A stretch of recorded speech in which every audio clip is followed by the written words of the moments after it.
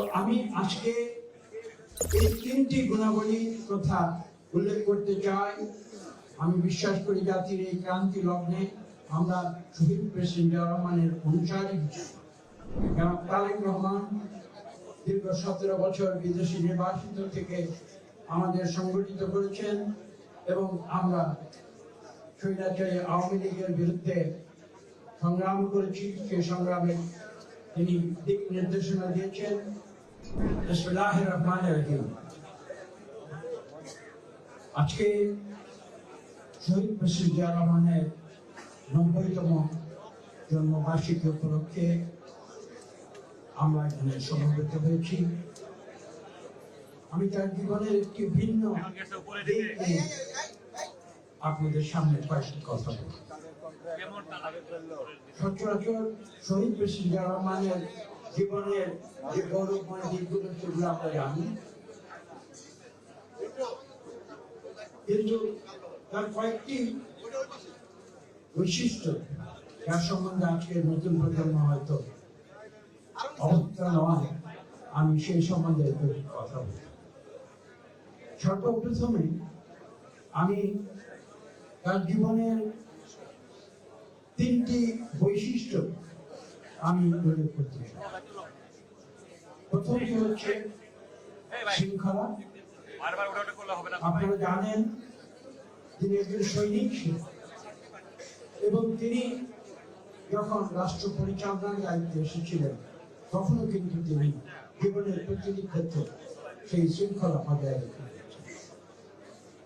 কেন সেটা আপনারা জানেন, কারণ তিনি বিশ্বাস করতেন যে একটি জাতিকে যদি পুনর্গঠন করতে হয় তাহলে শৃঙ্খলা পেতে হবে।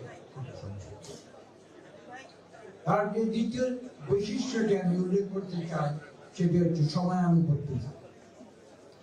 আমি একটি গল্প দিয়ে এ সম্বন্ধে আপনাদের সামনে অবহিত করব।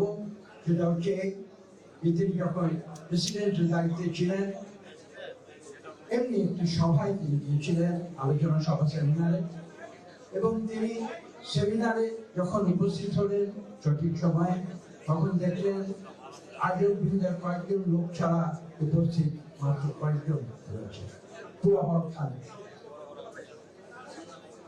আপনারা শুনে অবাক হয়ে যাবেন। শহীদ প্রেসিডেন্ট জিয়া রহমান নির্দেশ দিয়েছিলেন যে আপনারা সেমিনারটি শুরু করুন। অনেকে এসে বোঝার চেষ্টা করেছিল যে লোকজন চলে আসবে, আমরা কয়েক মিনিট অপেক্ষা করি। তিনি অপেক্ষা করেনি, তিনি সেখানে অনুষ্ঠানটি করে তার বক্তব্য দিয়ে তিনি তার কাজে ফিরে গেছেন। এটা ছিল তার সময়ানুবর্তিতা। এবং সর্বশেষ আমি যে বিষয়টি উল্লেখ করতে চাই সেটি হচ্ছে তার জীবনের একটি বিষয়, তা হচ্ছে আত্মবিশ্বাস। এবং তিনি তার জীবনের প্রতিটি ক্ষেত্রে সেই আত্মবিশ্বাসের পরিচয় রেখেছিলেন, যার ফলশ্রুতিতে আমরা দেখেছি তিনি যেদিন সিদ্ধান্ত নিয়েছিলেন বলেছিলেন উই রিভোল্ট,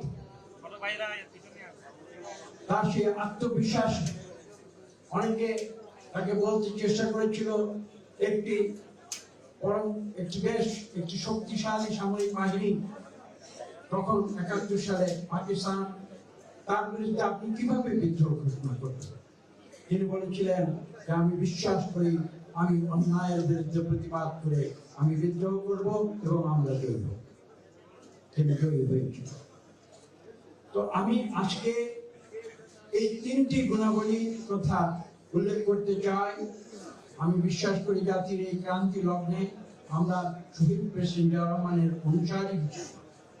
আমরা যখন এই দেশকে পুনর্গঠনের দায়িত্বে এসেছি, আমি এখানে বিশেষ করে উল্লেখ করব, আপনাদের মনে আছে তার আকস্মিক তিরোধানের পরে দেশনেত্রী বেগম খালেদা জিয়া এসেছিলেন, গৃহবধূ থেকে রাজপথে নেমেছিলেন, অন্যায়ের বিরুদ্ধে প্রতিবাদ করেছিলেন, সামরিক শাসকের বিরুদ্ধে প্রতিবাদ করেছিলেন, রাজপথে সংগ্রাম করেছিলেন এবং দীর্ঘ 8 বছর রাজপথে থেকে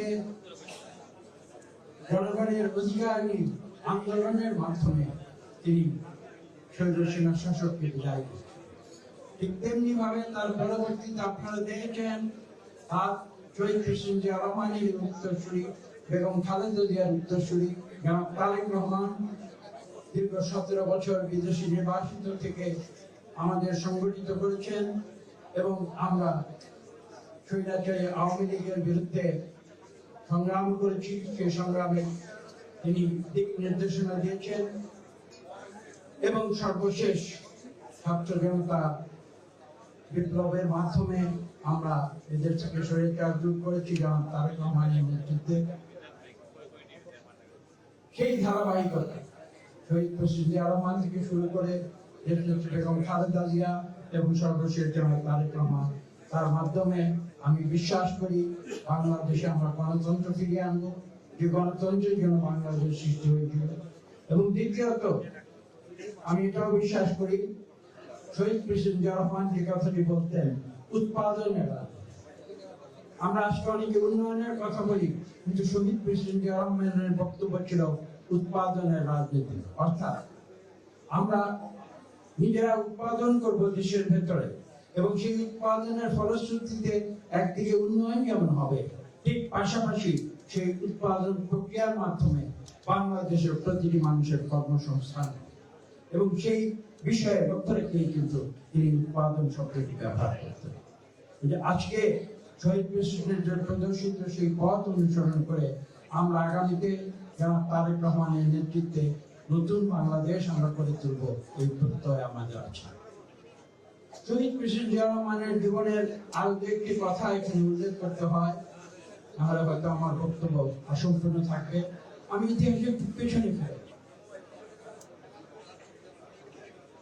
তিনি বিদ্রোহ ঘোষণা করেছিলেন, বাংলাদেশের স্বাধীনতা ঘোষণা করেছিলেন, মুক্তিযুদ্ধের সম্মুখ সমরে যুদ্ধ করেছিলেন, যুদ্ধে জয়লাভ করেছিলেন এবং যার ফলশ্রুতিতে বাংলাদেশের মানুষ মুক্তিযুদ্ধের সর্বোচ্চ উপাধি বীরোত্তম উপাধি তাকে দিয়েছিল।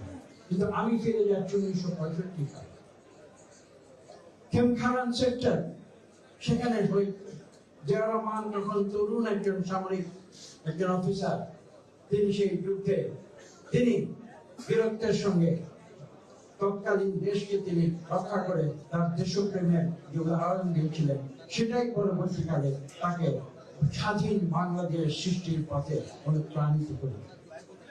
এই কথাটি আমি এখানে উল্লেখ করতে চাই, কেন আমি বিশ্বাস করি তার জীবনের প্রতিটি মুহূর্ত তিনি বাংলাদেশকে ভালোবেসেছিলেন এবং একটি স্বাধীন দেশ।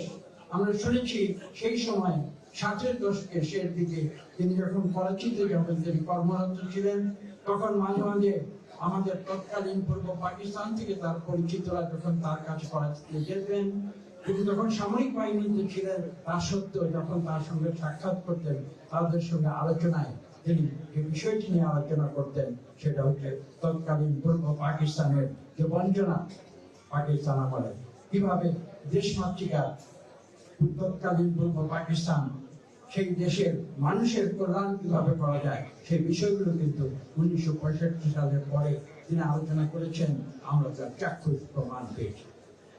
কাজে শহীদ প্রেসিডেন্ট জিয়া রহমানের যে দূরদৃষ্টি, তার এই দেশের প্রতি যে ভালোবাসা, এবং আপনারা জানেন বাংলাদেশ সৃষ্টির পরে তার যে অনবদ্য যে ধারণা, সেটা বাংলাদেশি জাতীয়তাবাদ, যে বাংলাদেশি জাতীয়তাবাদের মাধ্যমে তিনি জাতি ধর্ম বর্ণ নির্বিশেষে বাংলাদেশের সব মানুষকে ঐক্যবদ্ধ করে যে ধারণাটি দিয়েছিলেন, সেই বাংলাদেশি জাতীয়বাদ নিয়ে কিন্তু আজও আমরা সামনের দিকে এগিয়ে চলছি।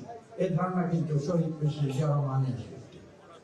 পাশাপাশি আমাদের মনে রাখতে হবে, আমি যে কথাটি সর্বশেষ তার যে গুণাবলীর কথা, আত্মবিশ্বাস, যে কথাটি বলেছি, তিনি যেমন সিদ্ধান্ত নিয়ে পাকিস্তান বাহিনীর বিরুদ্ধে যুদ্ধ ঘোষণা করেছিলেন, স্বাধীনতা ঘোষণা করেছিলেন, ঠিক একইভাবে 1975-এর সিপাহী জনতার বিদ্রোহের পরে যখন বাংলাদেশের মানুষ পুনরায় তাকে দেশ গঠনের দায়িত্ব দেয়, তখন তিনি যে সরকার গঠন করেছিলেন, আপনাদের মনে রাখতে হবে সেই আত্মবিশ্বাসের বয়ান হয়ে তিনি কিন্তু সমগ্র বাংলাদেশকে নতুন করে ঐক্যবদ্ধ করে আওয়ামী লীগের যে বিভাজনের রাজনীতি, সেই বিভাজনের রাজনীতিকে প্রত্যাখ্যান করে তিনি ঐক্যের বাংলাদেশ তিনি তৈরি করেছিলেন।